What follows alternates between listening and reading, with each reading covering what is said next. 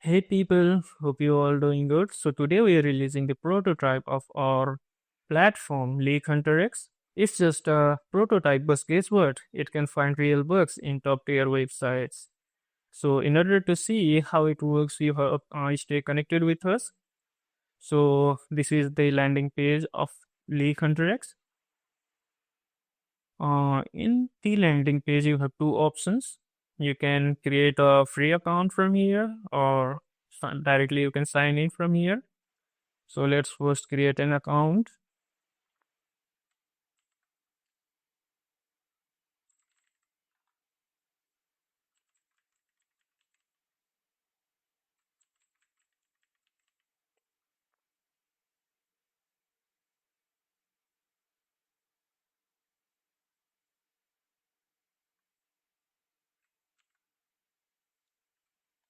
and you can sign in from here.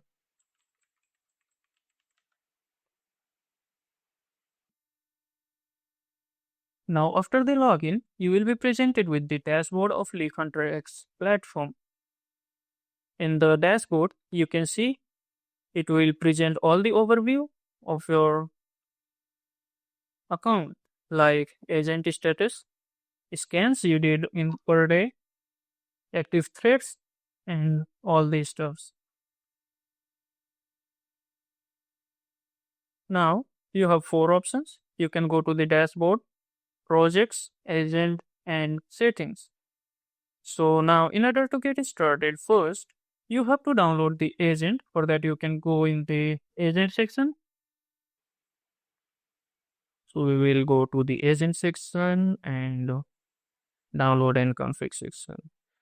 So here we have all agent available for all three major operating systems, Linux, Windows, and Mac OS. Um, Currently, I suggest to use the Linux version because it is much more stable than the others. So it is best if you will use this Linux version of the agent. So I would recommend it will be best if you will use the Linux version of the agent. You also have one-liner installer commands and instruction to use, like how to pair the agent and all this stuff. So first let's download the agent. So I will download the Linux version of the agent. So as you can see, I have successfully downloaded the agent for Linux. So I will just right click here and open in terminal, and it will open the agent in the terminal here. So now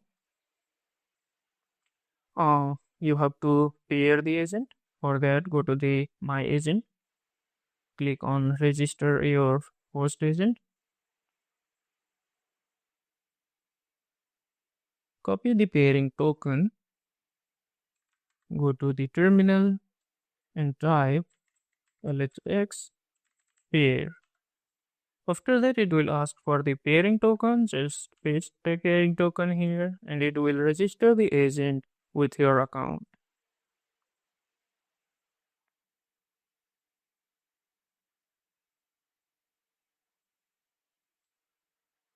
Alright, so after the successful registration of the agent, we can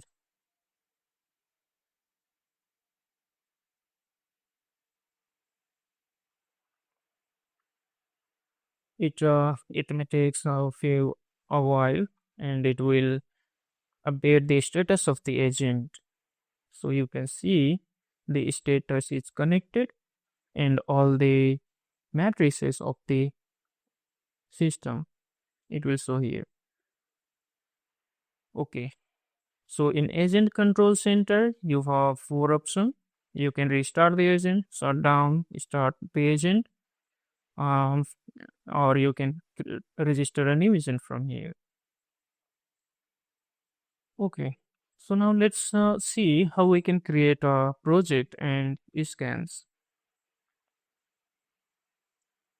Um, First, you have to create a project here. So click on new project, skip name to the project.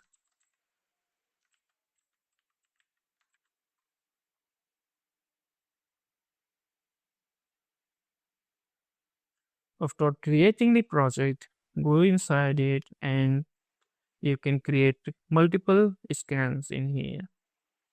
So you have two tabs here. So go to the scans tab and create your first scan from here. So for example, I will give Tesla.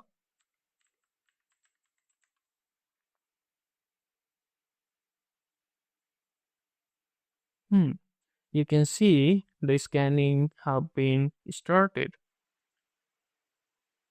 So you can also see the logs of the agent from the terminal here. Or you can clearly see all the stuffs happening behind the scene and the terminal, like it is finding subdomains, adding to the queue, crawling all the JS files, pages, and all this stuff. It will show the progress bar here.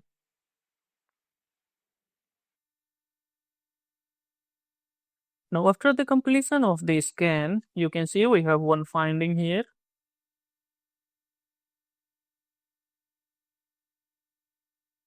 It will show the severity of the finding and the log of the agents, like um, it did the JS analysis, crawling, initialization, and all this stuff.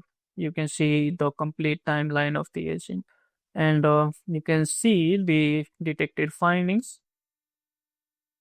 So, as our agent have found a Google API key from the Tesla website, and in the report section, you can download the report of your finding. So you can download the report in all three formats like CSV, JSON, and PDF format.